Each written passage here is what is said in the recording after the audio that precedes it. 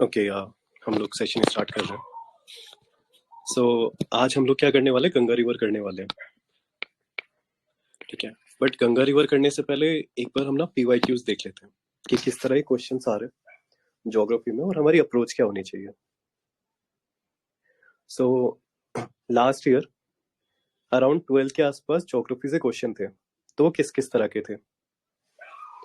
और आप लोग ट्राई करना कि आप लोग क्या अभी तो बहुत कुछ पढ़ चुके होंगे ना अभी तक प्रीलिम्स के लिए, तो क्या इन क्वेश्चन को सॉल्व कर पा रहे हो या नहीं कर पा रहे हो। ओके, पहला क्वेश्चन था रिवर के ऊपर ही, रिवर प्लस लेक से रिलेटेड था ये। क्या झेलम रिवर वुलर लेक को पास करती है, सही है ये गलत है, पहला स्टेटमेंट। दूसरा था कृष्णा रिवर के बारे में कि ये कोलेरू लेक को फीड करती है डायरेक्टली।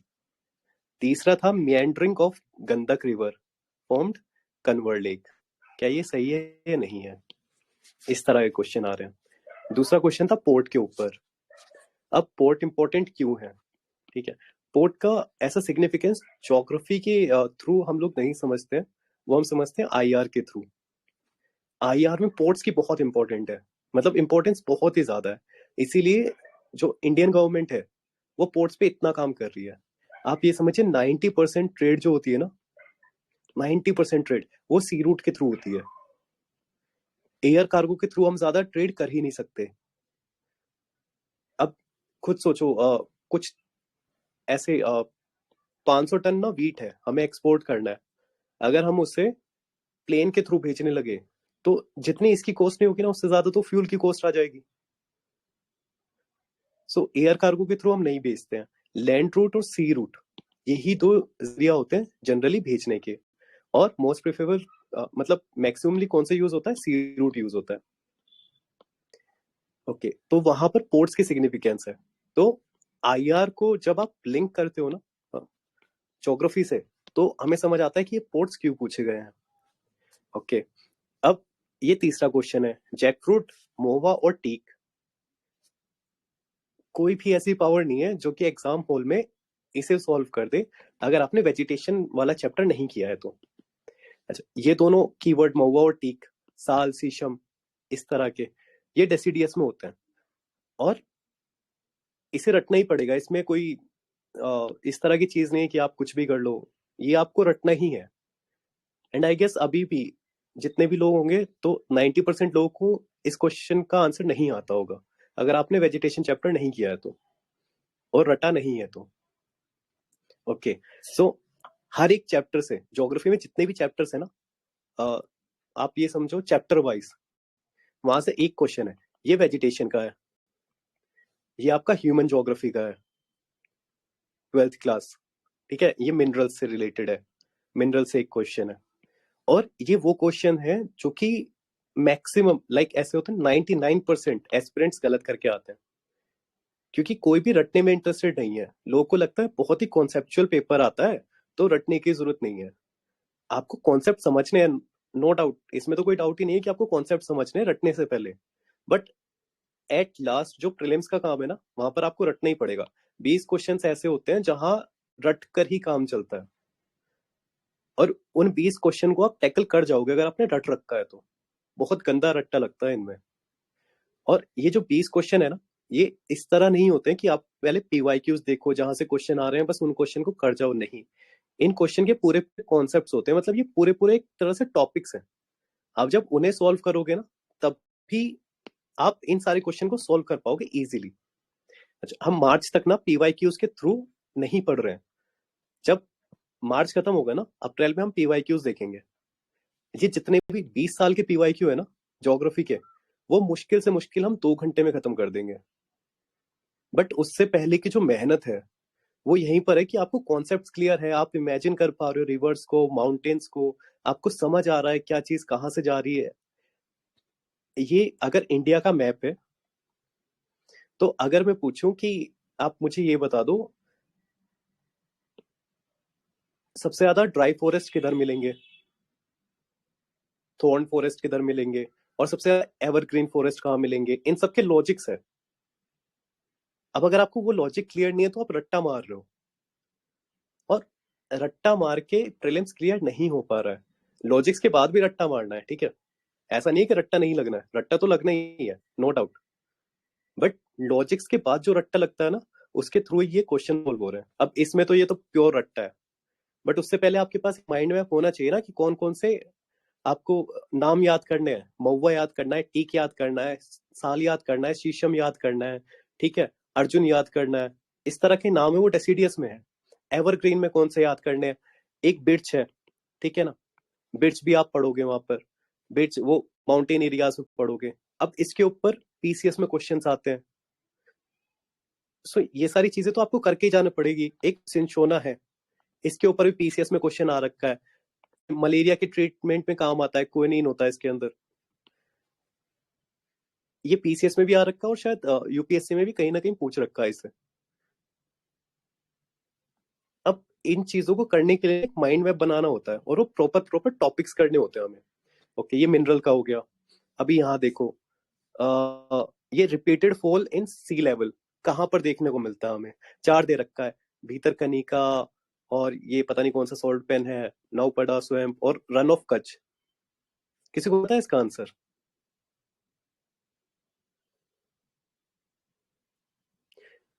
यहाँ पर 14 क्वेश्चन डाल रखे हैं मैंने इस वाले ज्योग्राफी के अंदर, ठीक है, 14 क्वेश्चन।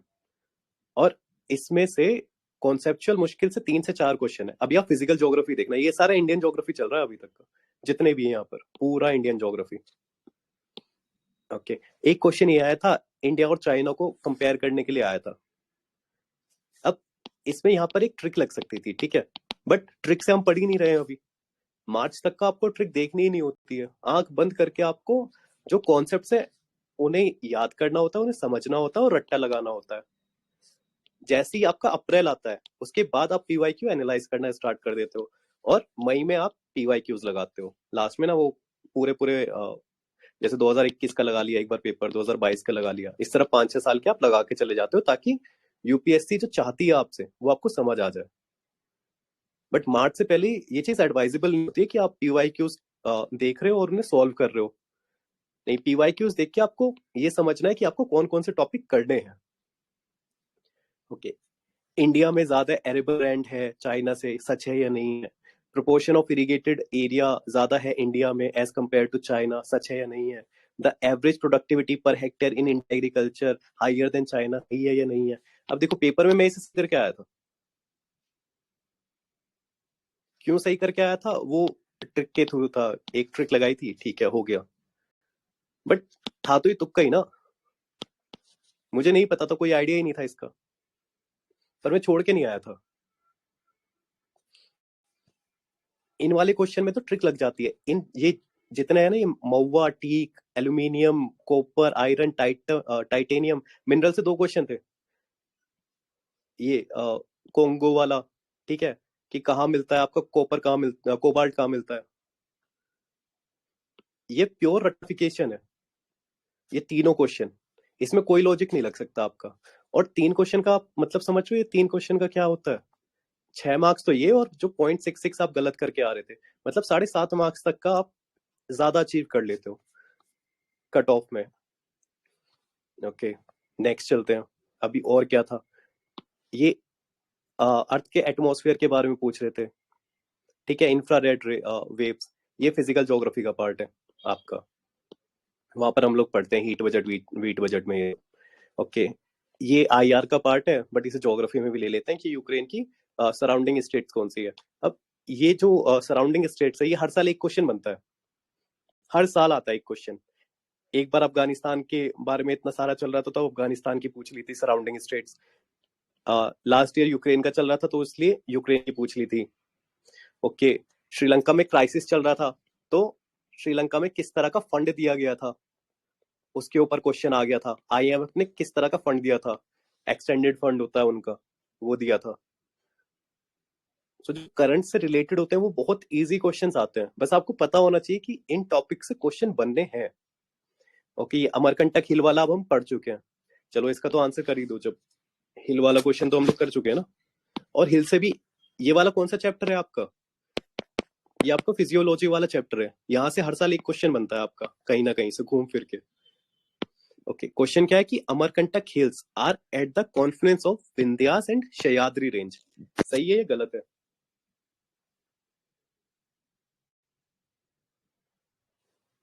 फॉल्स। Okay great. किस किस की रेंज के बीच में है फिर अमरकंटक हिल्स? विंध्या और सतपुड़ा। विंध्याचल सतपुरा के बीच में, ठीक है, ये वाली चीज हमने पढ़ी थी। सेकंड, अब बिलीगिरी रंजन हिल्स कहाँ पर पढ़ा हुआ है आपने? बिलीगिरी रंजन हिल्स कर्नाटका। कर्नाटक में पढ़ा हुआ है। ओके, क्या हमने सतपुरा में ऐसा अगर आपको ये भी याद नहीं है ना, अगर आपने नहीं भी पढ़ा होता बिलीगिरी रंजन हिल्स और आपने सिर्फ सतपुरा ही पढ़ा हुआ है, तो सतपुरा में हमने बिलीगिरी रंजन के नाम का कोई भी नाम ऐसा नहीं पढ़ा है। और जो आपने माउंटेन्स में नहीं पढ़ा है ना, मतलब वो वहां पर है ही नहीं, ये मान के चलना, क्योंकि हम लोग सारी चीजें कवर कर चुके हैं। ऐसा कुछ भी नहीं है जो कि हम छोड़ चुके हैं। सतपुरा की हमने 3 रेंजेस कवर की है, कौन कौन सी है वो 3 रेंजेस?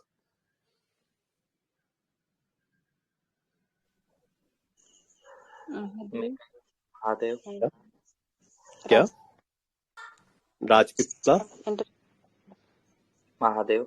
महादेव और मैकाल। बिल्कुल। देखो, राजपीपला, असफगढ़,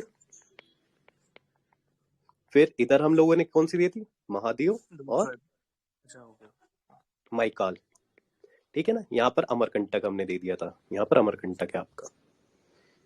और जब हम महाराष्ट्र में जाते हैं तो वहां पर महादेव है, एक महादेव यहाँ पर है और महाराष्ट्र में महादेव है।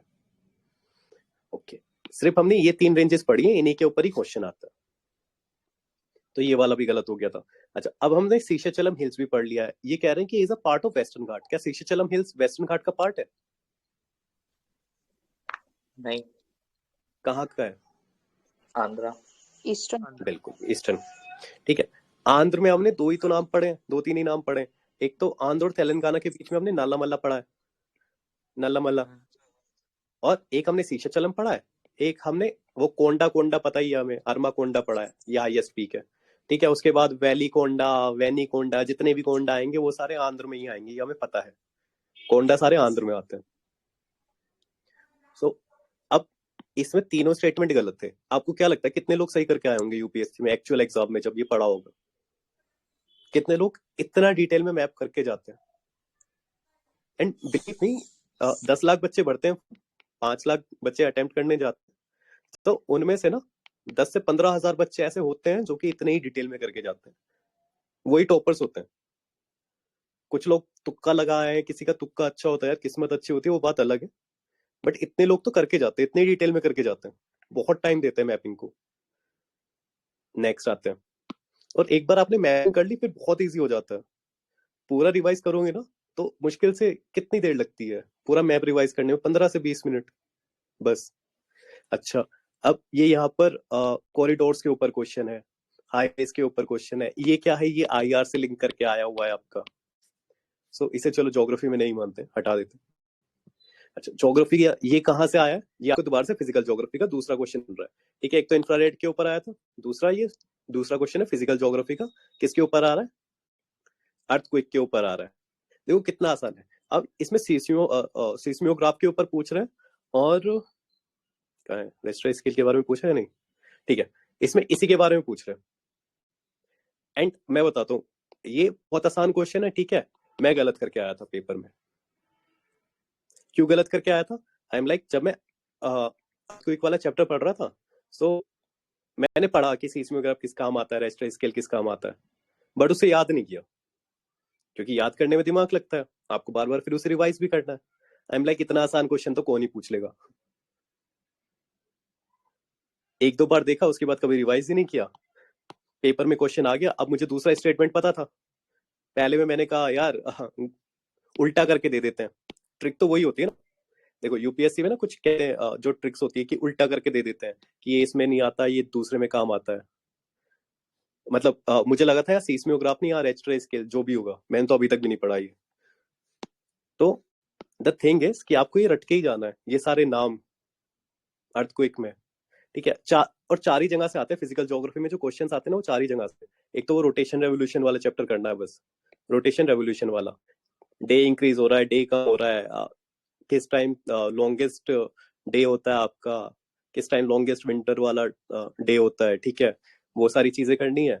और उसके बाद आता है आपका वोल्केनो और अर्थक्वेक आता है, वोल्केनो और अर्थक्वेक, ठीक है ना। यहाँ से पूछे जाते हैं क्वेश्चन। रॉक सिस्टम से जनरली क्वेश्चन नहीं आते क्योंकि वो सॉइल वाले चैप्टर से पूछ लेते हैं इंडियन ज्योग्राफी में। तो रोटेशन रेवोल्यूशन हो गया, वोल्केनो एंड अर्थक्वेक हो गया, और इसमें बिल्कुल बेसिक कॉन्सेप्ट से आते हैं क्वेश्चन हर बार के। ओके ठीक है। तीसरा हो गया आपका क्लाइमेटोलॉजी। क्लाइमेटोलॉजी से ऐसा नहीं है वो कुछ भी पूछ रहे हैं, ह्यूमिडिटी क्या होती है, एयर मास क्या होता है, नहीं पूछ रहे हैं वो सब। इससे आता है जनरली साइक्लोन से उठ के क्वेश्चन, ठीक है। इसमें भी आपको रट्टा ही मारना है एक बार समझने के बाद। और उसके बाद आता है ओशनोग्राफी, पीसीएस में आता है, इसमें पूछ लेते हैं हॉट और कोल्ड करंट कौन सा है, उसमें डिफ्रेंशिएट कर दो। जो यूपीएससी में आता है उसमें किस तरह के क्वेश्चन आते हैं कि स्पेसिफिक हीट किसकी ज्यादा होगी, वाटर की ज्यादा है, लैंड की ज्यादा है, आइसोथर्म क्या होता है। अगर आपको आइसोथर्म का कॉन्सेप्ट पता है तो यहाँ पर जो इस बार क्वेश्चन आया था तो वो कर जाते हैं। यहाँ पर कॉन्सेप्चुअल क्वेश्चन पूछते हैं ओशिनोग्राफी से। कभी कभार पूछ लिया, पहले पूछते थे ऐसे कि कौन सा हॉट करंट है, कौन सा कोल्ड करंट है। अब यूपीएससी में वैसे क्वेश्चन नहीं पूछ रहे। बस ये 4 चैप्टर, ठीक है।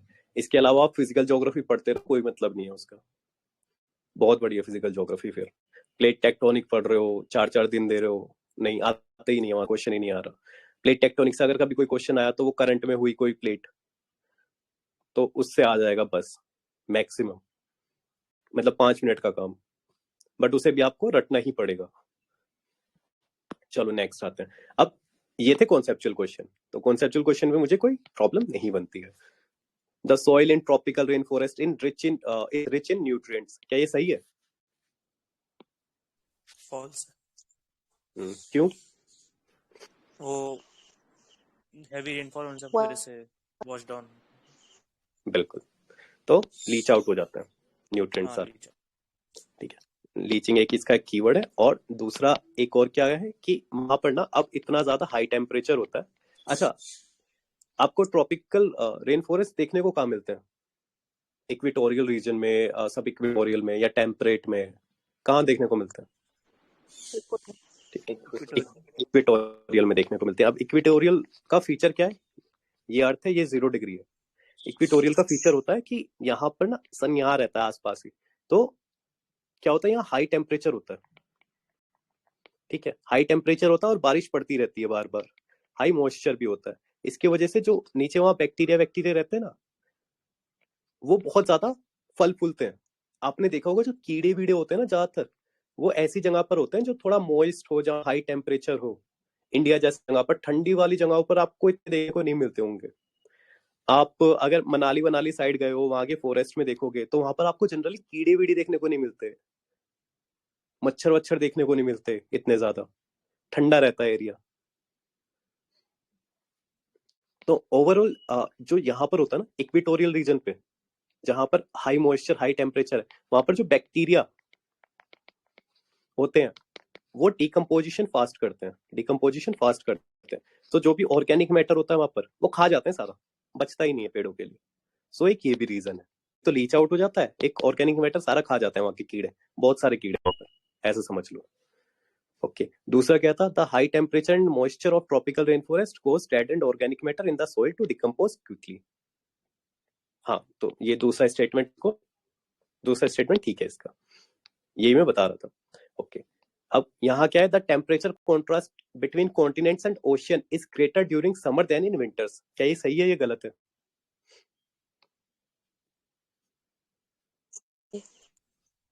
क्या सही है? आई थिंक नहीं, गलत है, ठीक है। अब इसमें क्या है, ये भी कॉन्सेप्चुअल था कि आइसोथर्म वाला कॉन्सेप्ट है ये, कि विंटर्स में ज्यादा होता है। क्यों होता है ये अभी हम डिस्कस नहीं करेंगे। वो स्पेसिफिक हीट वाला कॉन्सेप्ट है। और दूसरा जो इसमें स्टेटमेंट दे रखा है ना, specific heat of water is more than that of land. सही है। ओके,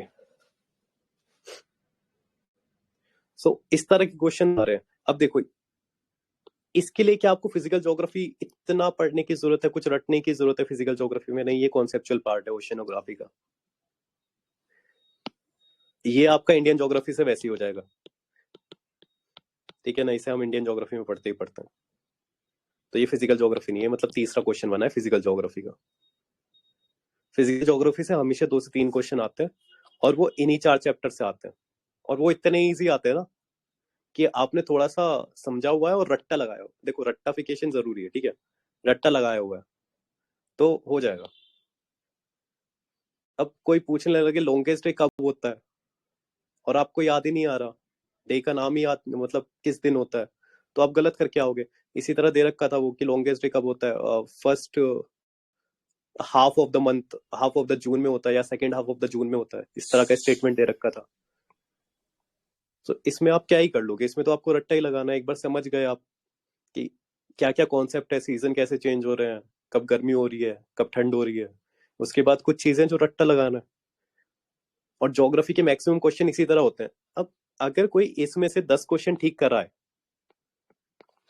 देखो अटेम्प्ट हम मैक्सिमम 14 क्वेश्चन थे ना, ये अटेम्प्ट हर कोई करता है।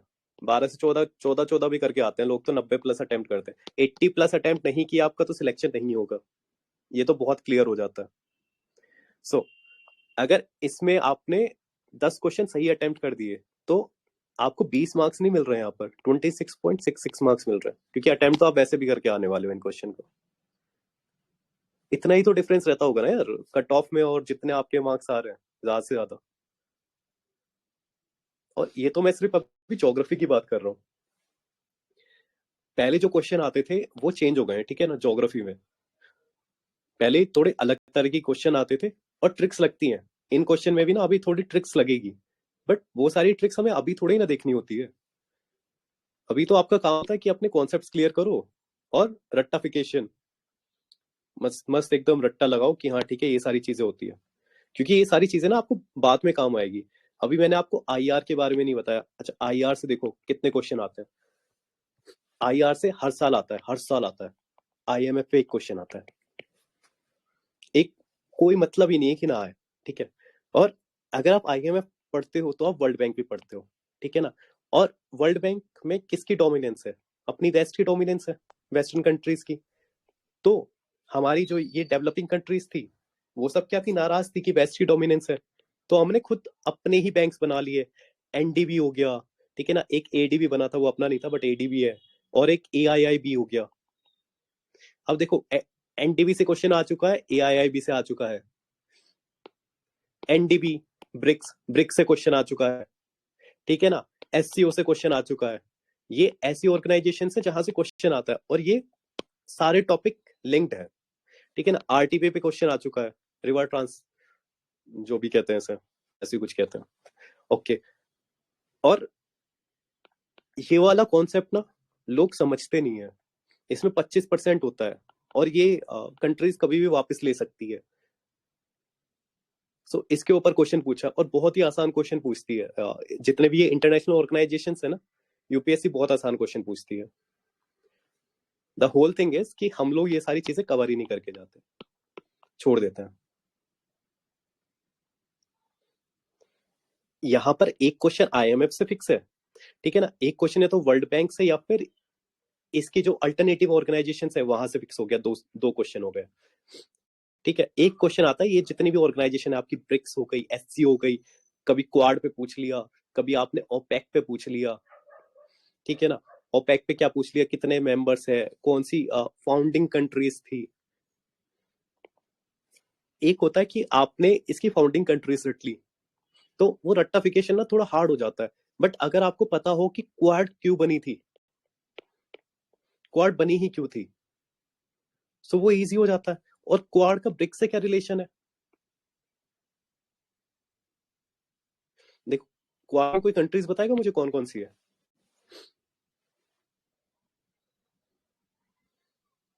इंडिया, ऑस्ट्रेलिया, जापान, और यूएसए।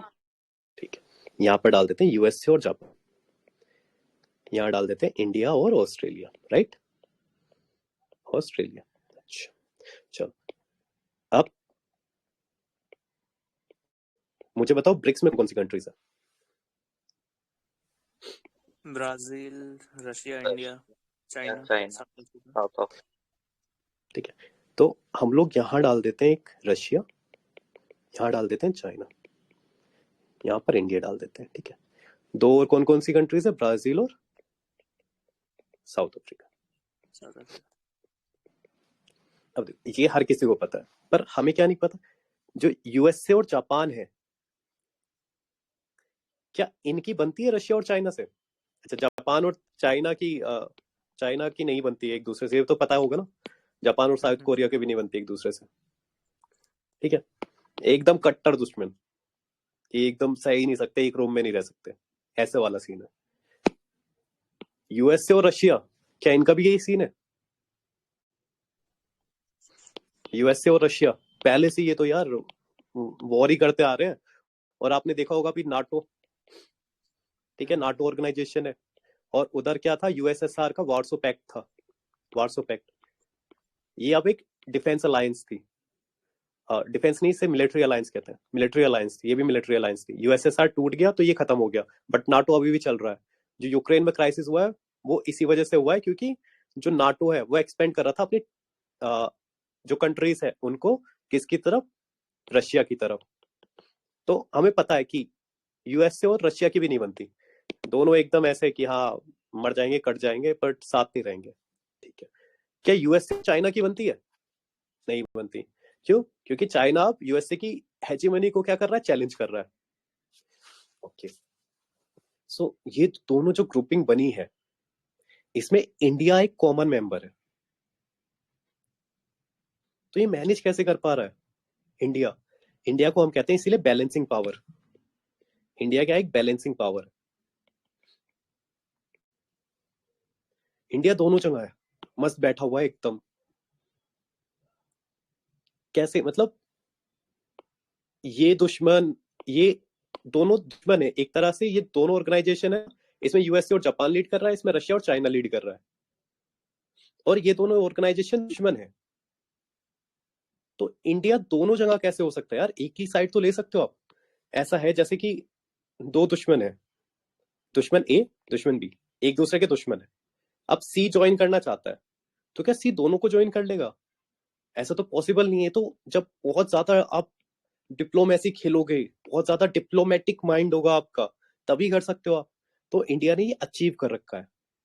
अब ये दोनों ऑर्गेनाइजेशन में जुड़ा हुआ है, इसलिए इंडिया को बैलेंसिंग पावर कहा जाता है इंटरनेशनल रिलेशन में।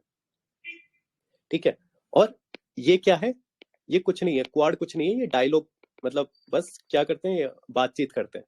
क्या बातचीत करते हैं? यूएसए और जापान क्या बातचीत करता है? यार चाइना ना बहुत उड़ रहा है, और वो साउथ चाइना सी में अपनी डोमिनेंस लाना चाहता है, तो उसे कैसे रोकना है? तो इंडिया यहाँ पर क्या बात कर रहा है यूएसए और जापान से, कि यहाँ पे चाइना को रोकना है, चाइना को बिल्कुल नहीं बढ़ने देना, चाइना को खत्म कर देंगे।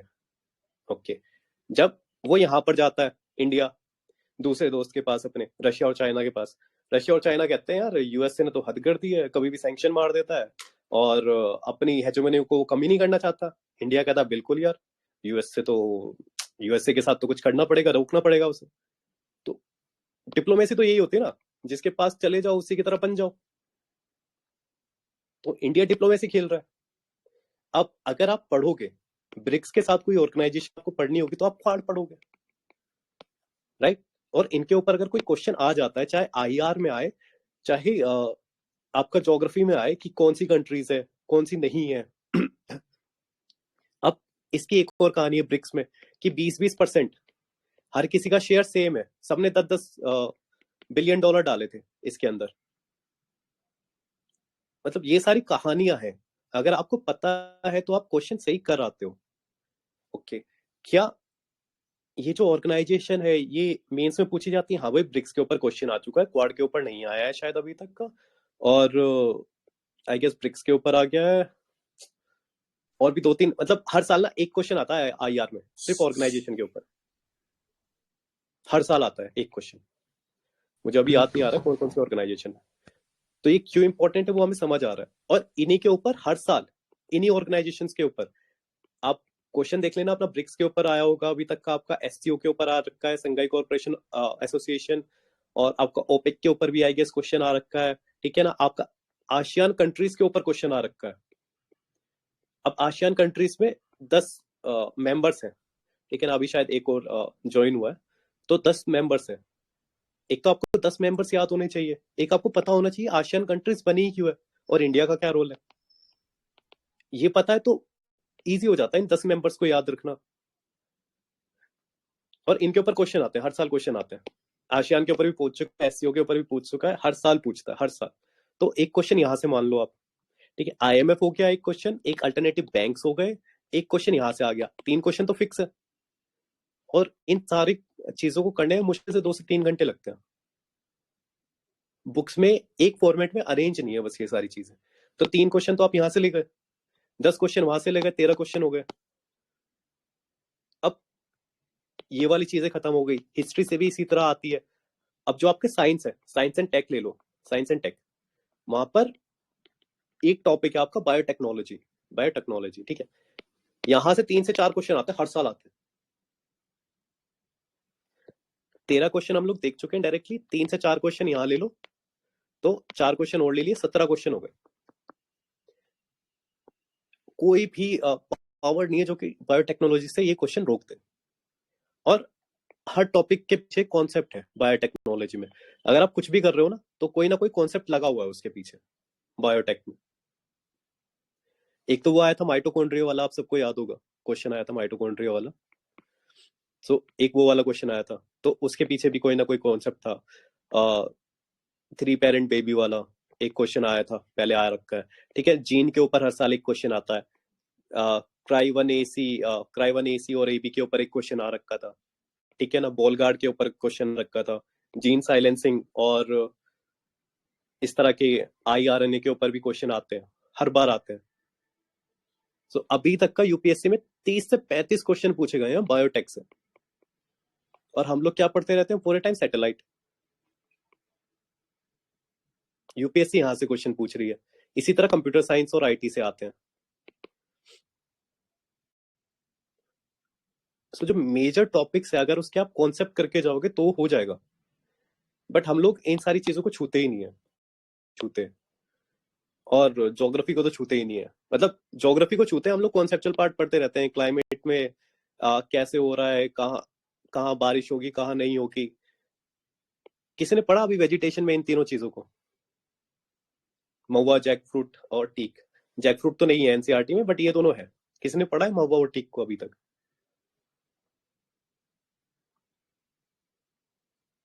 अच्छा, ये फ्री के मार्क्स है, फ्री।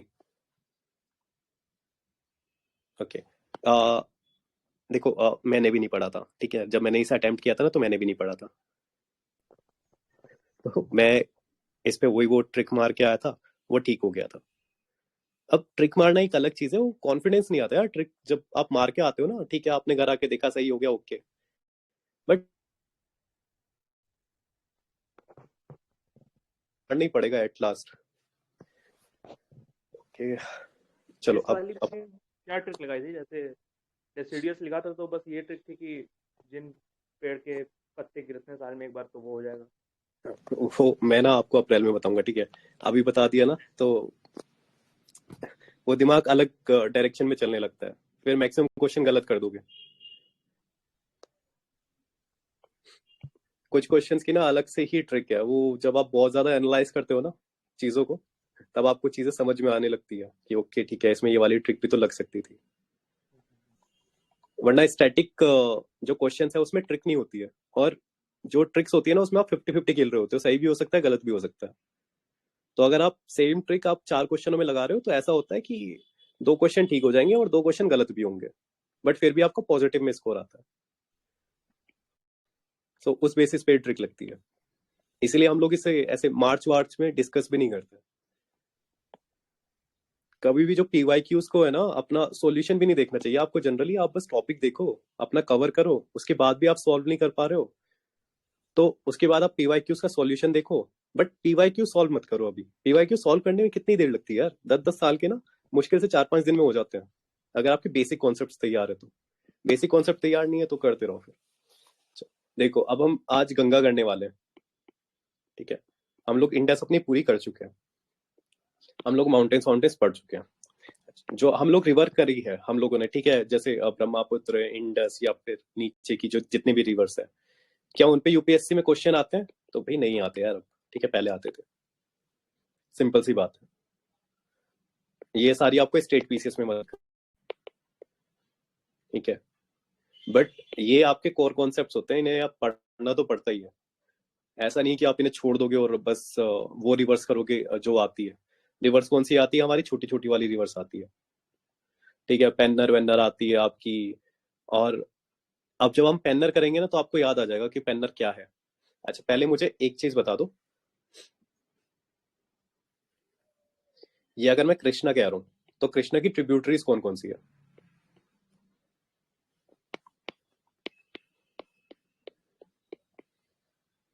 बताओ।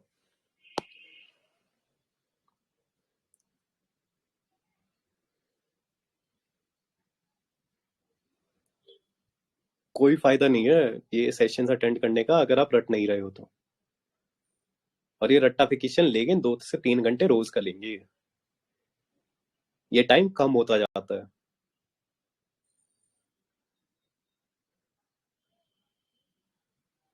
ठीक है, किसी को याद है या नहीं है कृष्णा की? प्राण है। अच्छा निमोनिक ही बता दो, निमोनिक क्या था? पेपर में भी याद नहीं आएगा निमोनिक अगर रोज उसे रिवाइज नहीं कर रहे हो तो। निमोनिक सबसे गंदी चीज होती है।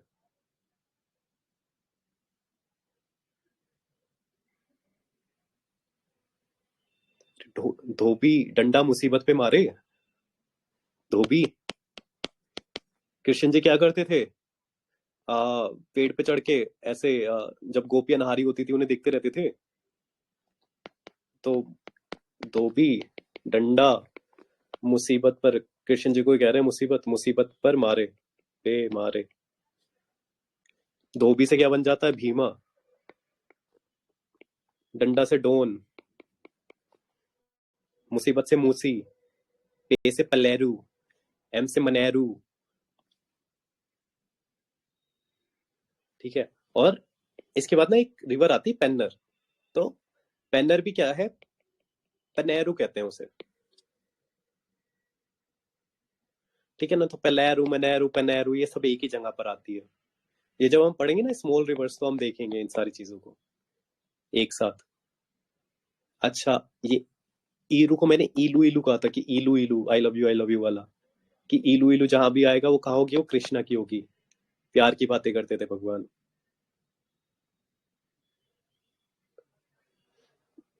सो इन सारी चीजों को याद रखना। इसी तरह कावेरी की एक ट्रिक बताई थी। कावेरी में कौन सी रिवर्स होंगी? क्या ट्रिक थी कावेरी की? वती कावेरी में आती है, वती, हेमवती, नैनावती, कर्णावती, मतलब कुछ भी आ जाए वती वती कहाँ लगा दोगे आप लोग? वती देखते ही उसे कावेरी में लगा दोगे। पति वती कुछ भी आए कावेरी में होगी। ईरू ईरू कृष्णा में लगा देना, ठीक है ना। तेलंगाना से स्टार्ट होती है ये, आंध्र प्रदेश में जाती है।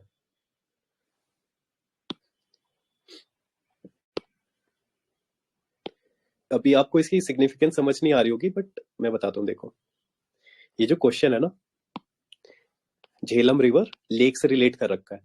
तो एक तो लेक यूपीएससी को ना इतना फेवरेट है, तो लेक से कुछ ना कुछ पूछती ही रहती है वो। लेक से रिलेट कर देती है किसी ना किसी चीज को। यहाँ पर रिवर को रिलेट कर दिया है। एक बार आया था कोलेरू लेक के ऊपर आया था कि कितनी स्टेट्स को ये टच करता है, ऐसे ही कुछ आया था शायद, ठीक है। तो लेक से बहुत प्यार है। कौन सी रिवर जा रही है, किस लेक से जा रही है, इस चीज से भी बहुत प्यार है। अभी देखो ये जो सेकंड स्टेटमेंट है वो ट्रिक से होता थोड़ा, बट अभी हम ट्रिक नहीं लगाएंगे। क्यों नहीं लगाएंगे? अभी हम समझने की कोशिश करेंगे, देख लेंगे पेपर में कि ओके कृष्णा रिवर कहाँ से जा रही है, कोलेरू लेक कहाँ पड़ता है।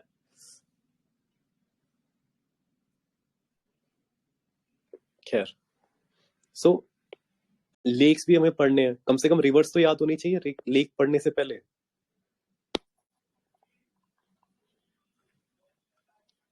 और स्टैटिक चीज ही देगी लास्ट में कॉन्फिडेंस आपको, ठीक है, कितने ही आपके कॉन्सेप्ट क्लियर हो, नहीं होगा यूपीएससी क्लियर।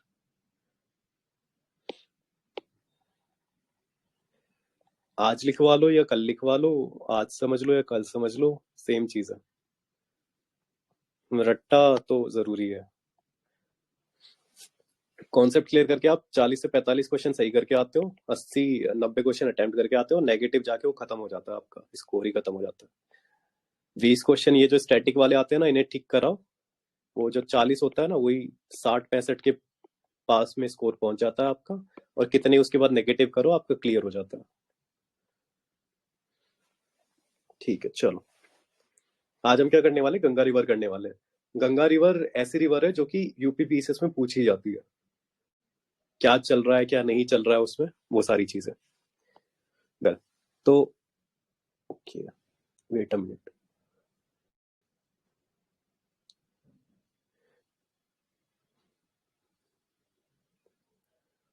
एंड प्लीज हाँ, वो थोड़ा रिवर्स को आप लोग रिवाइज करते रहो। अच्छा, रवि और ब्यास कहाँ से स्टार्ट होती है? ब्यास तो इंडिया से ही होती है डायरेक्ट ओरिजिन। नहीं यार, कौन सी जगह है वो जहाँ से स्टार्ट होती है? ब्यास कुंड पास पड़ा था ना आपने? हिमाचल प्रदेश है। हिमाचल प्रदेश से कौन सा पास था? रोहतांग पास। रोहतांग। और चेनाब कहाँ से स्टार्ट होती है?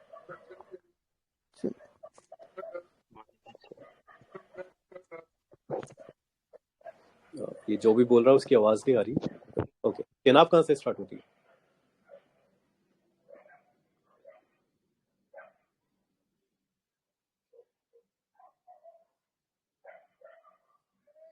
बताओ यार, ऐसे मत करो। अरे यार, 2 ही तो पास पढ़े हमने। 12 लच्छा पास। हाँ, 12 लच्छा पास। हिमाचल में कितने पास पढ़े हमने? 4 पास पढ़े हैं, ठीक है, और 3 पास से हमने रिवर निकाल दी थी। एक कौन सा था? ये रोहतांग था। रोहतांग से हमने कौन कौन सी निकाल दी? ब्यास और रवि निकाल दी, ठीक है ना। एक यहाँ पर आपका शिपकिला पास था, उससे हमने कौन सी निकाल दी थी? आपकी सतलुज निकाल दी थी। और एक यहाँ पर हमने कौन सा पढ़ा था? 12 लच्छा पास, उससे हमने चेनाब निकाल दी थी। और फिर जम्मू एंड कश्मीर से आपने कौन सी निकाल दी थी? झेलम निकाल दी थी। इसकी ट्रिक भी बताई थी, इन जून कार्स रन बिट स्लो। पहली बात तो ये ट्रिक ही रटनी पड़ेगी, वरना रिवर्स रट लो डायरेक्ट। इंडस रिवर है, झेलम पहले आती है, फिर चेनाब आती है, फिर रवि आती है, फिर ब्यास आती है, फिर सतलुज आती है। इतना एम्फेसाइज क्यों कर रहा हूँ? क्वेश्चन आता है हर बार कि रवि और ब्यास का ओरिजिन पॉइंट सेम है, क्या ये सच है या नहीं है, तो आपको बताना है। सतलुज और इंडस का ओरिजिन पॉइंट सेम है या नहीं है, ये स्टेटमेंट फॉर्म में पूछा जाता है, टेस्ट सीरीज में भी पूछा जाता है, यूपीएससी में भी पूछा गया है, स्टेट पीसीएस में भी पूछा गया है। अच्छा, क्या इसमें कोई लॉजिक है? नहीं है यार, याद करना पड़ेगा।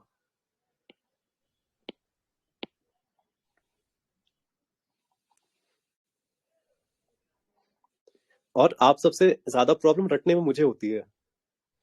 अब जब मैं याद कर रहा हूं तो आप भी करो। ठीक है, चलो गंगा रिवर पे आते हैं। ये वाला मैप आई गेस ग्रुप पर पड़ा हुआ है, तो इसमें सारी चीजें दे रखी है, तो वही चीजें हम लोग एक्सप्लेन करेंगे अब, ठीक है। और गंगा की ऑब्वियसली ट्रिक्स है, हर चीज पे ट्रिक है गंगा की, बट कोशिश करना उस मतलब ट्रिब्यूटरीज तो ट्रिक से याद रखनी है। क्या है, राम जी और सीता जी गए कोमा में, ठीक है। जब मैंने ये ट्रिक बनाई थी तो ऐसे कोमा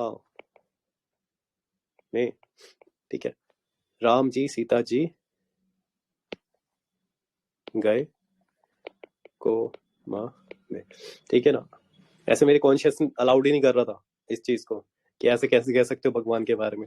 फिर मैंने कहानी मतलब सोच ली।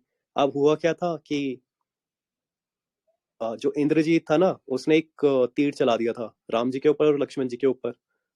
तीर चलाया था और राम जी और लक्ष्मण जी किस में चले गए थे? कोमा में चले गए थे। ये न्यूज सुनने के बाद सीता माँ भी बेहोश हो गई थी। ठीक है ना, तो वो उसी के बेसिस पर है, राम जी सीता जी। अच्छा कोई मुझे बताएगा रावण कहाँ का था, ओरिजिन मतलब पैदा कहाँ हुआ था रावण?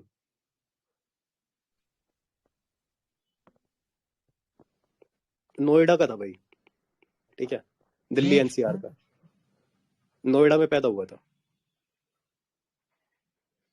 ठीक है। और राम जी भी कहाँ रहते थे? अयोध्या में, वो भी यूपी में ही है, यूपी नोएडा आसपास के ये सब भाई बंधु थे। बाद में बेचारा श्रीलंका चला गया था। ओके, तो रावण अपना एनआरआई था। अच्छा, इस ट्रिक से आपकी सारी ट्रिब्यूटरी जितने भी ना वो याद हो जाएगी, राइट? आपकी यशोदा से हो जाएगी, बट अभी हम इसे नहीं पढ़ेंगे।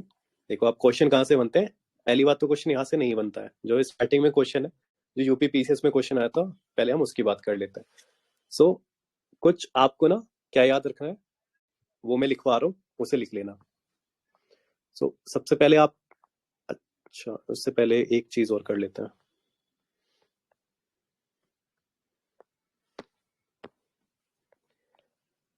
यूके में हमने कुछ माउंटेन्स पढ़े थे, कोई बताएगा? पहला, नंदा देवी, पहला कामित, कामेत, दूसरा बंदर, Bandarpur, Badrinath, Badrinath, next Kedarnath, Kedarnath, next Nanda Devi, Nanda Devi, next त्रिशूल, ठीक है। अब ये क्या थे, हाइट के हिसाब से पढ़े थे हमने, मतलब इतना कुछ याद नहीं रखना है, बस वो याद रखना है। अभी जो हम पढ़ने जा रहे हैं बस उस हिस्से रिलेटेड है, ठीक है ना। जितने भी हमने वहां पीक्स पढ़े थे उन सबको यहाँ पर लिख लेना है। सबसे पहले मैं क्या लिखने जा रहा हूँ, बंदरपूछ,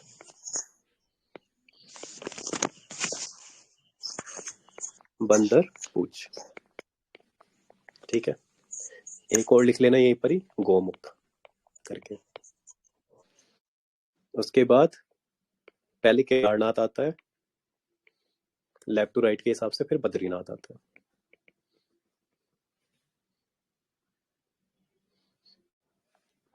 रट्टा लगेगा अगेन, ओके। बंदरपूछ पे क्या है, यमुनोत्री ग्लेशियर, यमुनोत्री ग्लेशियर, यहां से यमुना निकलती है। गोमुख पे क्या है, गंगोत्री ग्लेशियर। केदारनाथ पे हम क्या देखते हैं, चोराबारी ग्लेशियर।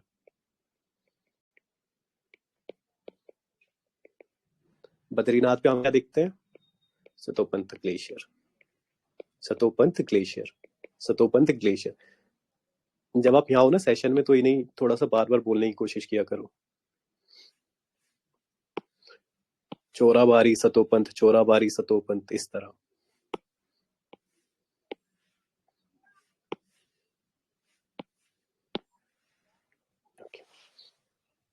अच्छा, यूपीएससी में नहीं आएगा ये वाला क्वेश्चन, ठीक है, पहले बताऊं, मेजर रिवर्स नहीं पूछ रहे हैं आजकल यूपीएससी में, उनका ट्रेंड अलग चल रहा है। कोई भी स्टेट पीसीएस दोगे यहीं से क्वेश्चन आता है, यूपी पीसीएस दोगे तो पक्का यहीं से, मतलब 2 क्वेश्चन फिक्स है इसी से, यूपी पीसीएस में।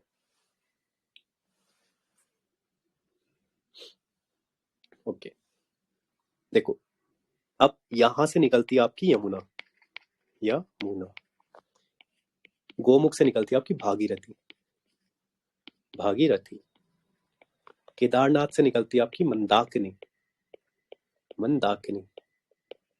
और बद्रीनाथ से निकलती है आपकी अलकनंदा, अलकनंदा।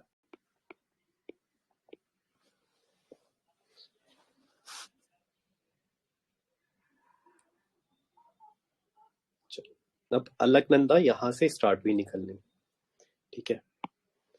उसके बाद क्या होता है, यहां से एक और रिवर आके मिलती है, दैट इज धौली गंगा, धौली गंगा आके मिल गई इससे। और जब 2 रिवर आके मिलती है ना, तो हम उसे कहते हैं प्रयाग, कि एक प्रयाग बना दिया। कॉन्फ्लुएंस ऑफ 2 रिवर्स को हम लोग प्रयाग बोलते हैं, तो यहां पर एक प्रयाग बन गया। इसका एक नाम है जो कि हम आगे देखेंगे। अभी क्या है, अब आगे चलते हैं, रिवर को आगे लेके जाते हैं, ठीक है ना। अब दूसरी एक और रिवर आके यहाँ मिलेगी, दैट इज नंदाकिनी। नंदाकिनी, तो यहाँ पर नंदाकिनी आके मिलेगी, तो यहाँ पर एक और प्रयाग बन जाएगा, ठीक है। इसी रिवर को आगे लेके चलते हैं, फिर क्या है, अब एक और रिवर आके मिलेगी, ठीक है। 5 प्रयाग बन रहे टोटल। ये कौन सी है, पिंडारी। पिंडारी गंगा, ओके। तो ये तीसरा प्रयाग बन गया। अब इसे और आगे लेके चलते हैं।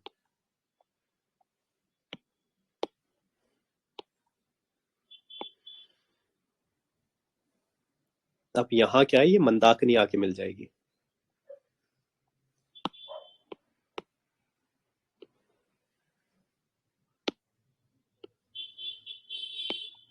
तो यहाँ पर एक और प्रयाग बन जाएगा।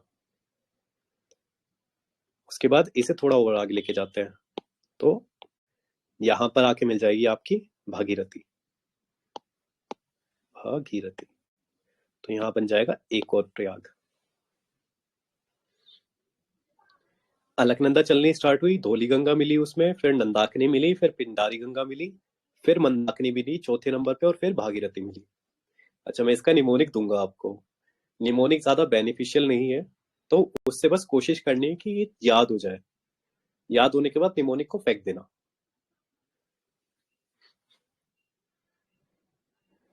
ये वाला ना फोटो आपके दिमाग में बनना चाहिए, ओके। अलकनंदा, धौली गंगा, मंदाकिनी, पिंडारी, ये नंदाकिनी है, ठीक है, इसे याद रखना। और ये मंदाकिनी है। नंदाकिनी और मंदाकिनी अलग अलग है। ये भागीरथी है, ठीक है, ओके। अब हम लिखना स्टार्ट करते हैं कौन कौन सा प्रयाग बना रहे हैं। अलकनंदा जब धौली गंगा से मिलती है तो विष्णु प्रयाग बनाते हैं। विष्णु प्रयाग, पहला प्रयाग। जब नंदाकिनी मिलती है इसी रिवर से, अलकनंदा से, तो क्या बनाती है, नंद प्रयाग बनाती है। नंद प्रयाग, ठीक है ना। नंदाकिनी, नंदा और नंद, नंद प्रयाग एक ही बात है। जब पिंडारी मिलती है इससे आके, तो कर्ण प्रयाग बनाती है। कर्ण प्रयाग। जब मंदाकिनी आके मिलती है तो रुद्र प्रयाग बनाती है। रुद्र प्रयाग। और जब भागीरथी आके मिलती है तो बनाती है आपका देव प्रयाग। इसके बाद से हम इसे क्या कहने लगते हैं, गंगा कहने लगते हैं।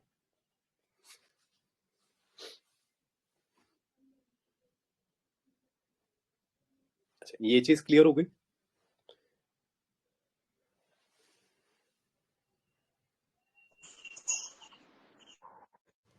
यूपी पीसीएस का 2022 का क्वेश्चन या 23 का, आई डोंट नो।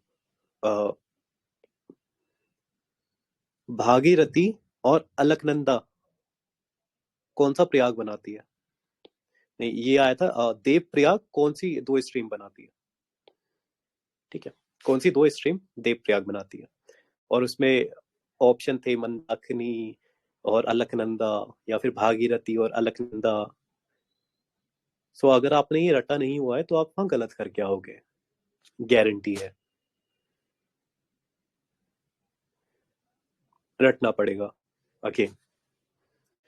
इसे हम लोग इसमें देख लेते हैं जो कि आपको मिला हुआ है, ठीक है। ओके, थोड़ा ऊपर देख लेना, यहाँ पर ये बद्रीनाथ लिखा हुआ है, Badrinath, okay. Badrinath Satopanth, Satopanth link, Satopanth glacier. यहाँ से कौन से स्टार्ट होती है आपकी, अलकनंदा। अलकनंदा धौली गंगा में मिलती है तो विष्णु प्रयाग बनाती है। नंदाकिनी मिलती है तो नंद प्रयाग बनाती है, ठीक है। पिंडारी मिलती है तो कर्ण प्रयाग बनाती है। केदारनाथ से कौन सी आ रही है, मंदाकिनी आ रही है तो रुद्र प्रयाग बनाती है। और भागीरथी आती है तो देव प्रयाग बनाती है। बस इतना याद होना चाहिए। अच्छा, ये वाला क्वेश्चन कि देवप्रयाग कौन सा आता है, ये यूपी पीसीएस में आया हुआ है, आगे भी आई हुई है। पीलीभीत कहाँ है, ये सब कहाँ है, तो वो स्टेट पीसीएस के क्वेश्चन है। अब किसी दिन यूपीएससी का भी मन किया तो पूछ सकती है, बट जनरली नहीं पूछती है।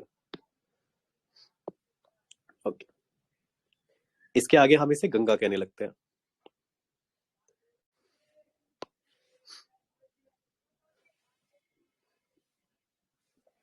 ठीक है, अब हरिद्वार के आगे प्लेन एरिया स्टार्ट हो जाते हैं और ये इस तरह मुड़ जाती है, फिर यहां से आके यमुना मिलती है, और जहां यमुना मिलती है इसे, ये वाला एरिया, इसे हम प्रयागराज कहते हैं। प्रयागराज, ठीक है, इसे हम प्रयागराज कहते हैं, जहां पर यमुना इससे आके मिलती है गंगा से। अच्छा यार, एक बार मुझे बता दूं कि ये चीज क्लियर है तो मैं आगे चलूं।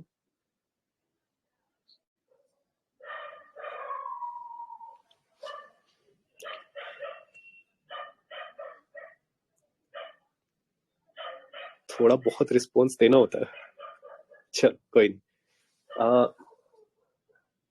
अब आप इसे याद कैसे रखोगे उसका थोड़ा मैं निमोनिक बता देता हूँ कि इस तरह से आप प्रयाग याद रख सकते हो।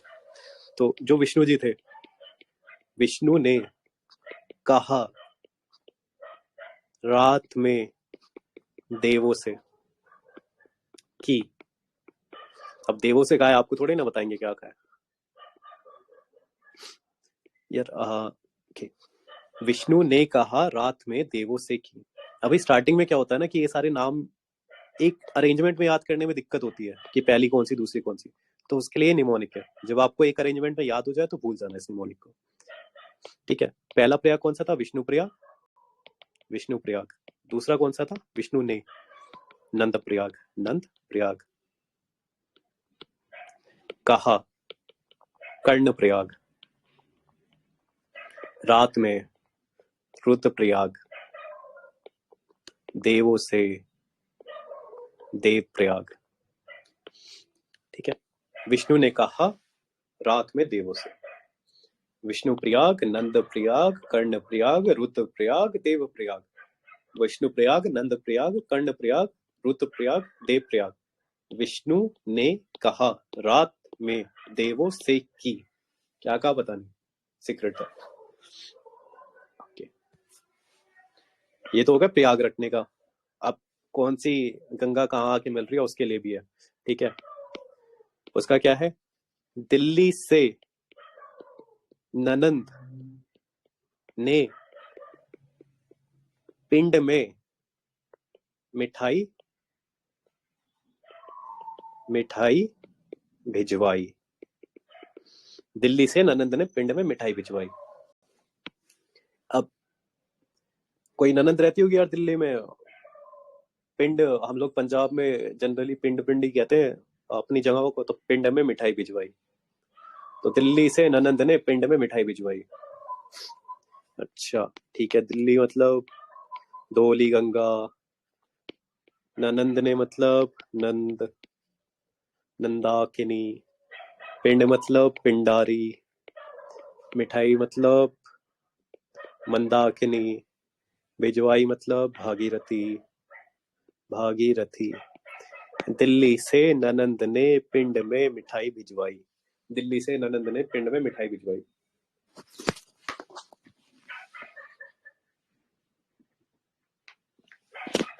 बस अब टफ पार्ट खत्म हो गया है, अब इजी पार्ट बचा हुआ है तो वो हम कवर कर लेते हैं। ओके, आगे चले ना।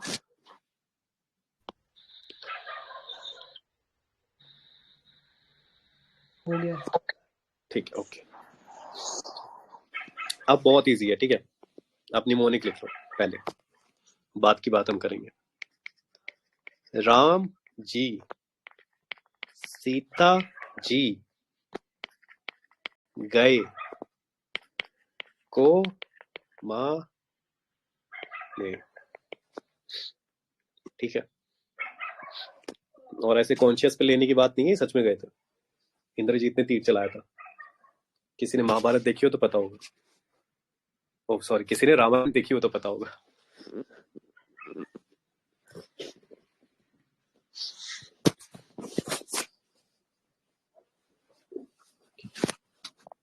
राम से आपका आ गया रामगंगा। अच्छा, और इस तरह का मैं निमोनिक बना रहा हूँ, तो या फिर कह सकते हो कि कितना मैड मूवमेंट था ये, कितना मैड मूवमेंट था कि राम जी सीता जी कोमा में चले गए। हद ही मैड मूवमेंट था ये तो। राम से आ गया रामगंगा, ठीक है। और जहां जहां आपको जी दिखेगा वहां पर ये वाला वर्ड लगा देना, ठीक है। जी और एम से बनता है गोमती। एम सिर्फ यहीं पर ही आता है, आप गोमती में ही देखोगे। सीता, ठीक है, सीता को हम शारदा भी कहते हैं। शारदा, काली, सीता माता की रूप है सब। शारदा, काली, ठीक है, ओके। फिर जी, जी के साथ ए आ रहा है, यहां पर आ गया आपका घाघरा। घाघरा, ए घाघरा। रामगंगा, गोमती, शारदा, काली और घाघरा। फिर गए, गंधक, गंधक, डी इसी में आ रहा है बस, डी, गंधक। राम जी, गोमती, शारदा, काली, घाघरा और गंधक। फिर आता है कोसी, और फिर आता है महानंदा। महानंदा, बस यही ट्रिब्यूटरीज है गंगा की। राम जी सीता जी गए कोमा में।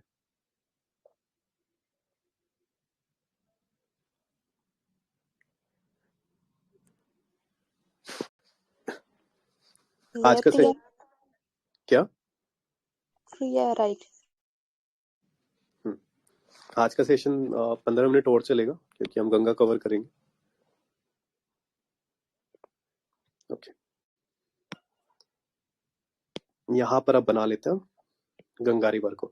गंगा कहाँ से स्टार्ट हुई थी ये हमें पता चल गया जब भागीरथी मिली थी अलकनंदा में, ठीक है। भागीरथी जैसे ही मिली थी तो वहां से हम लोगों ने गंगा स्टार्ट कर दी थी। यहाँ पर ये मिल गई भागीरथी, ऊपर से आ रही थी भागीरथी, मिली यहाँ पर, और यहाँ से इसी को ही हम नाम क्या देना स्टार्ट कर देते, गंगा कहना स्टार्ट कर देते। ठीक, चलो अब पहली हमने रिवर कौन सी बताई आपको, रामगंगा। रामगंगा, पहली रिवर का नाम रामगंगा। अच्छा, यहाँ पर जो आपको जिम कॉर्बेट नेशनल पार्क देखने को मिलता है, जिम कॉर्बेट, वो इसी रिवर के ऊपर देखने को मिलता है। ये सब हम जनरली इन्वायरमेंट में पढ़ेंगे जब हम करेंगे। अच्छा, 17 क्वेश्चन तो मैंने आप वैसे ही बता दिए थे, इन्वायरमेंट के तो मैं भूल ही गया था। 4 से 5 क्वेश्चन जो फ्री के आते हैं, 4 से 5 क्वेश्चन वहां भी वो रट्टाफिकेशन वाले फ्री के आते हैं इन्वायरमेंट के, और पॉलिटी के भी कुछ रट्टाफिकेशन वाले क्वेश्चन होते हैं जो फ्री के आते हैं। जनरली कॉन्स्टिट्यूट असेंबली से क्वेश्चन नहीं पूछा जाता है, बट इसमें रटने वाली बहुत सारी चीजें। जो कॉन्स्टिट्यूएंट असेंबली थी, अगर मैं आपसे पूछूं कि वो इलेक्टेड बॉडी थी या नॉमिनेटेड बॉडी थी, इलेक्टेड या नॉमिनेटेड? इलेक्टेड। ओके, एंड क्या वो नॉमिनेटेड थे। कौन नॉमिनेटेड थे? प्रिंसली स्टेट्स के जो मेंबर्स थे, जो बिल्कुल। उनके रिप्रेजेंटेटिव। डायरेक्ट इलेक्शन था, इनडायरेक्ट इलेक्शन था? इनडायरेक्ट। ठीक है, प्रोविंशियल असेंबलीज के लोगों ने कॉन्स्टिट्यूएंट असेंबली के लोगों को मतलब इलेक्ट किया था, तो ये इनडायरेक्ट इलेक्शन था, लोगों के थ्रू नहीं हुआ था। प्लस कॉन्स्टिट्यूएंट असेंबली क्या थी, पार्शियली इलेक्टेड और पार्शियली नॉमिनेटेड बॉडी थी। ये वाला क्वेश्चन आई गेस आ चुका है, यूपीएससी में आया है, यूपीपीसीएस में आया है, I can't remember right now, but आ चुका है ये वाला क्वेश्चन। सो ये वाले क्वेश्चंस भी फ्री के होते हैं। अब एडवाइजर का, अच्छा यार सबसे इंपॉर्टेंट, देखो कहाँ से आया था क्वेश्चन। ये आया था कि मैं 3 बॉडी देता हूँ आपको, union power committee, sorry committee देता हूँ, union power committee, steering committee, steering committee, और sub committee on fundamental rights, fundamental rights, ठीक है। और यहाँ पर मैं दे देता हूँ कि यूनियन कमेटी जवाहरलाल नेहरू के पास थी, स्टेयरिंग कमेटी आपकी किसके पास थी? स्टेयरिंग कमेटी में हम कह देते हैं कि आपकी BR अम्बेडकर के पास थी, और सब कमेटी आपकी किसके पास थी? सब कमेटी सरदार वल्लभ भाई पटेल के पास थी। अब बताओ ये तीनों स्टेटमेंट सही है या नहीं? ओनली 1, ओनली 2, ओनली 3 और नन? क्वेश्चन आया हुआ है यूपीएससी में? फर्स्ट और लास्ट तो करेक्ट है, सेकंड का श्योर नहीं है। Okay, anyone else? Only one. Only 1। Okay, कौन सा 1?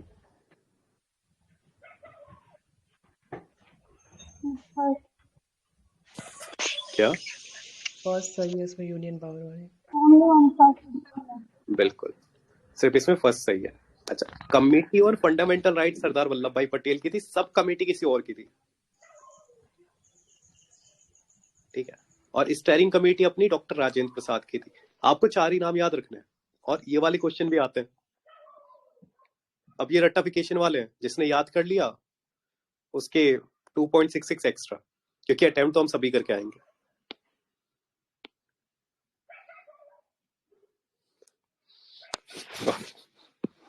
वापिस आते हैं, चलो।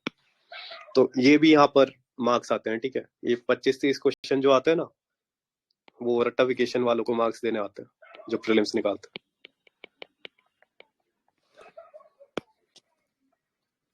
ये यहाँ पर रामगंगा है आपकी, रामगंगा।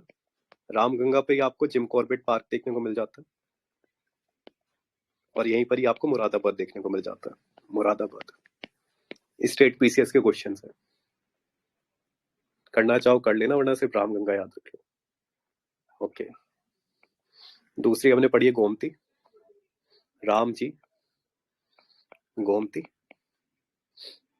सो गोमती स्टार्ट कहाँ से होती है?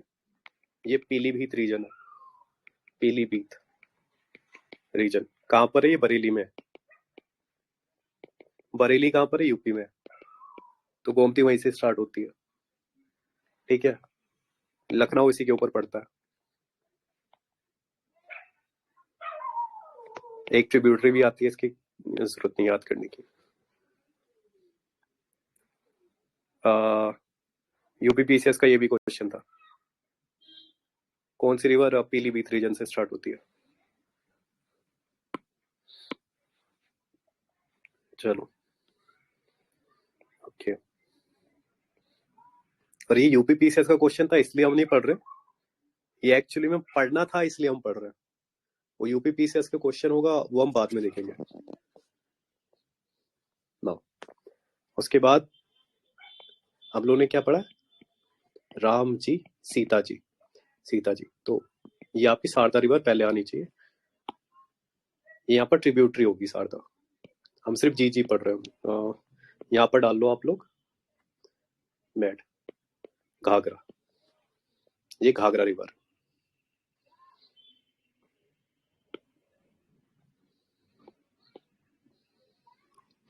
ये जो घाघरा रिवर है आपकी, ये स्टार्ट कहाँ से होती है? तिब्बत से स्टार्ट होती है आपकी। ये भी याद रखने वाली चीज है, तिब्बत से स्टार्ट होती है। फिर ये आपकी नेपाल में आती है, और नेपाल में इसका अलग नाम होता है,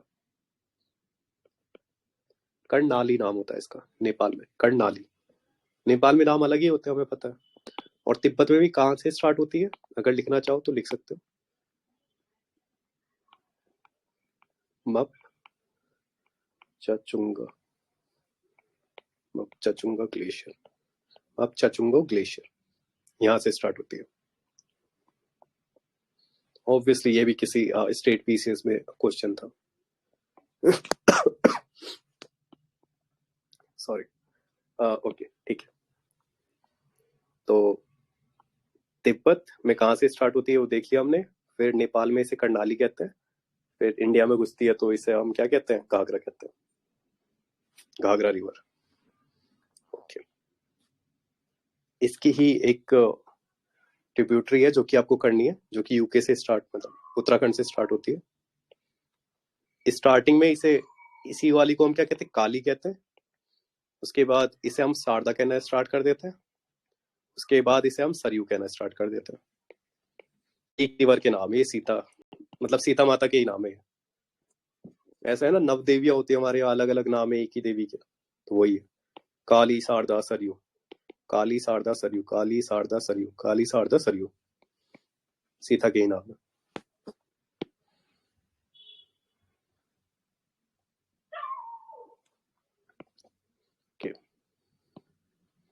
राइट से भी एक ट्रिब्यूटरी आके मिलती है यहाँ पर, दैट इज राप्ती। राप्ती इसी के यहाँ साइड में गोरखपुर है, गोरखपुर। अगेन यूपीएससी में क्वेश्चन नहीं आएगा, कोई स्टेट पीसीएस दे रहे हो तो रट लो।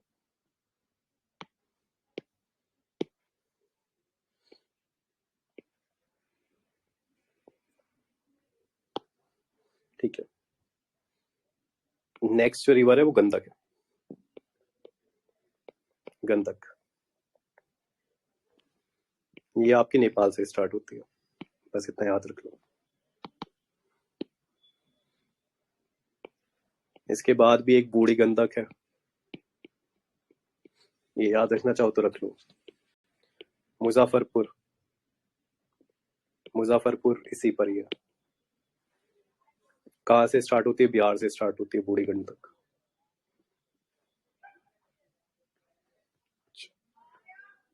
कोसी, फिर यहाँ पर है कोसी।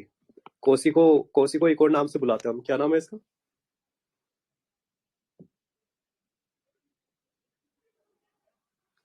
सौरभ बिहार। ठीक है, ये क्वेश्चन आया हुआ है सौरभ बिहार पे। कोसी को हम क्या कहते हैं? सौरभ बिहार। ये लिख लेना कहाँ से स्टार्ट होती है। तिब्बत से स्टार्ट होती है, नेपाल में आती है, फिर इंडिया में आती है। कई बार कह देते हैं ओरिजिन इंडिया में ही है, तो नहीं है। Last river Mahananda, Mahananda.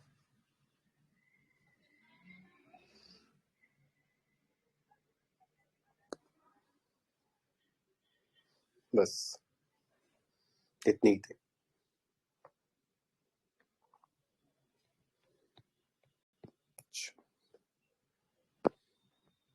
ये देखो यहाँ पर, ये रही आपकी रामगंगा, ये रहा आपका जिम कॉर्बेट, ये रही आपकी गोमती, ये रहा पीलाभीत, ये रही लखनऊ भी यहीं पर ही है। ओके, ये आपकी घाघरा आ रही है, मकचचुंगा ग्लेशियर, मैप याद रख लेना, मैप से आ रही है, मैप ग्लेशियर। ओके, फिर ये यहाँ पर गंडक आ रही है, बूढ़ी गंडक आ रही है, कोसी आ रही है, और महानंदा आ रही है। ठीक है, ये सारी चीजें याद रखने की कोई जरूरत नहीं है। ये नहीं आता है, जनरली नहीं आता, मतलब जनरली क्या आता ही नहीं है यूपीएससी में। यूपी का एग्जाम, यूपी पीसीएस देने वाले हो तो याद रख लेना, गंगा बहुत इंपॉर्टेंट रिवर है यूपी की।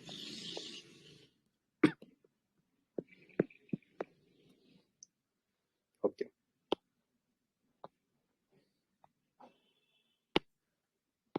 अब नीचे का निमोनिक है, लेफ्ट ट्रिब्यूटरीज हो गई, राइट वाली यशोदा।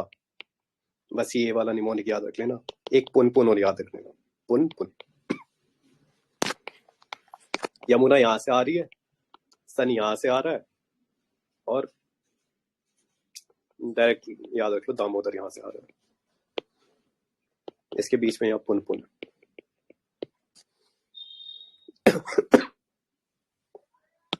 यशोदा मैया याद है ना, कौन है? कृष्ण जी की माता थी।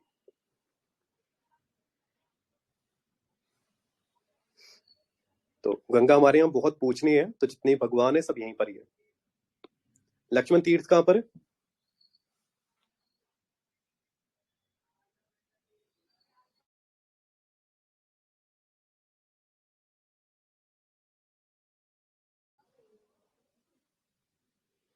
लक्ष्मण तीर्थ,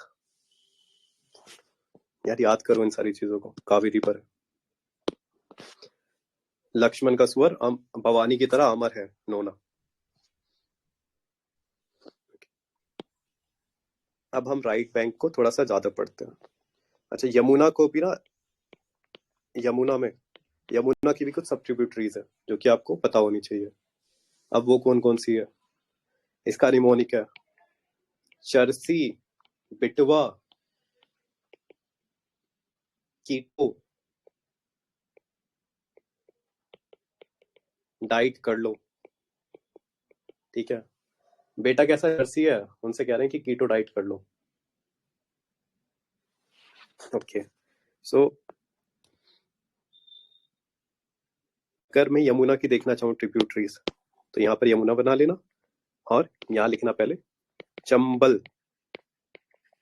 ये यमुना है, चंबल। चर से चंबल, एसआई से सिंध, बिटवा बिटवा, केई से केन, टीओ से टन। चर से बिटवा, कीटो डाइट कर लो। चर से बिटवा, कीटो डाइट कर लो।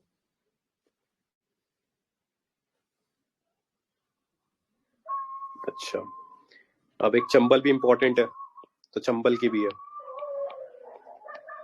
चंबल की भी ट्रिब्यूटरीज आपको याद रखनी पड़ेगी। पीसीबी, 10th के बाद हम लोग क्या लेते थे? या तो पीसीएम ले सकते थे या पीसीबी, फिजिक्स, केमिस्ट्री और बायोलॉजी।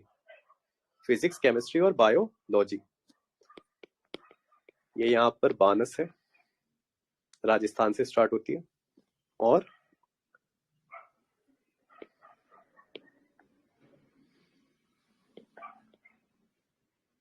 ये यहाँ पर पार्वती है, पार्वती। रुको मैं एक इमेज ला दूं।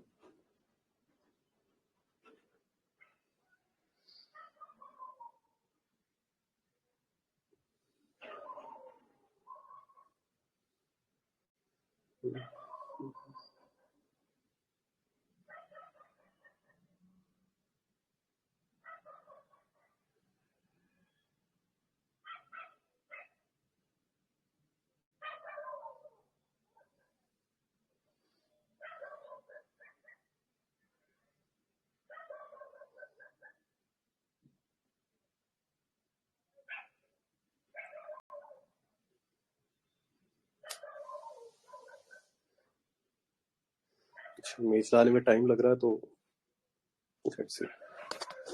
कोई नहीं। ठीक है, चंबल की याद रखनी है, बानस और पार्वती। यमुना की याद रखनी है, चरसी, बिटवा, कीटो डाइट कर लो। चंबल, सिंध, बिटवा, के, नोटोन। अच्छा, यशोदा जो मैंने बताया था ना, या सोदा से सन। उसके बाद एक पुनपुन याद रख लेना, यहाँ पर पुनपुन। उसके बाद मैंने दामोदर बताया था। ठीक है, अभी देखो यहाँ पर दो ऊपर से रिवर आ रही थी ना, राम जी, सीता जी, को मामे। ये कोसी है, ये यहाँ पर महानंदा है, और इसी के बीच में यहाँ पर फरक्का बैराज है। वेट,